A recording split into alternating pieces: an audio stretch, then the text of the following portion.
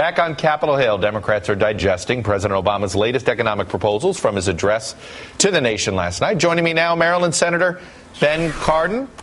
All right, Senator, you know, the tradition is you ask the loyal opposition what they liked. I'll ask the loyal supporters. Anything in there make you uncomfortable or something you didn't like? Or did you like it all? Oh. Well, first, it's good to be with you. I think the president did the right thing by focusing on job growth. All of his domestic comments, whether it was training our workforce, getting our manufacturing where it needs to be, was to make America competitive and to create more jobs. And I think this is exactly what we need in this nation. I think he challenged Congress to take up his initiatives and to move legislation forward. You know, the folks over at the Republican National Committee, they made a little video out of this because they thought the rhetoric sounded familiar. Let me play a portion of it and get you to respond. Whether the hard work and industry of our people is rewarded, where hard work pays off and responsibility is rewarded. Let's fix what needs fixing and let's move forward. Tonight I want to speak about how we move forward. It's time for colleges and universities to get serious about cutting their own costs. Colleges and universities have to do their part by working to keep costs down.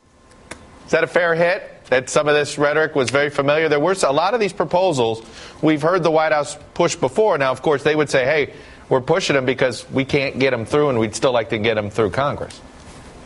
Well, there's no question that we are recovering from the worst recession in our lifetime and that we need to continue to get job growth.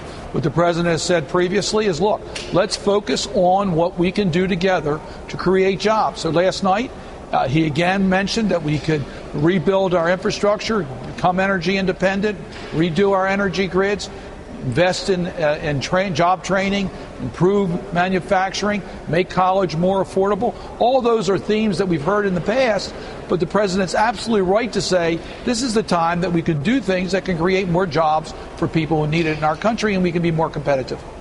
You're a veteran of both the House, now you're in the Senate. You know how this town works in an election year.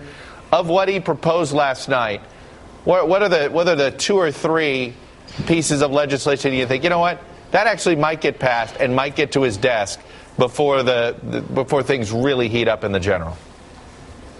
I serve on the Environment and Public Works Committee that deals with highways and our transportation infrastructure. We have a bipartisan bill. I think we can get that done that will help rebuild our transportation system in this country. On energy, I really do think there's bipartisan agreement to use every available way for America to become energy independent. I think we can make progress in that regard. And then helping our veterans, he mentioned it again. We could do more in that regard. We've already done some. Some of the tax provisions that need to be extended, including the payroll tax. I think we can get that done. I think we will get that done by the end of next month. But the big stuff on tax reform, what the president wants to do with sort of evening out the tax code, if you will, from his point of view, is that something that's basically going to be litigated by the voters? And then what happens then? You come back and then that's the philosophy, the tax reform, the prism of the philosophy that's used to take up tax reform in 2013?